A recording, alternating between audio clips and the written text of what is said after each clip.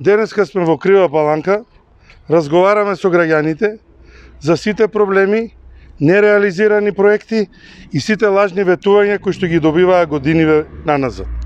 Безидејноста на градоначалникот и локалната самоуправа води до таму да што во минатите 3 години се реализирани капитални инвестиции од само 3 милиона евра.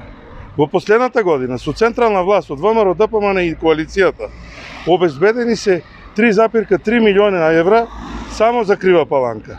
И тоа 800.000 евра од првиот повик за општините и уште 2,5 милиона од вториот проект. Од вториот повик за општините.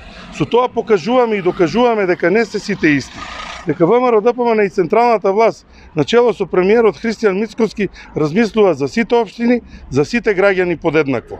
На Крива Паланка и се потребни промени, на Крива Паланка и е потребно ново раководство начело со ВМРО, ДПМН и коалицијата.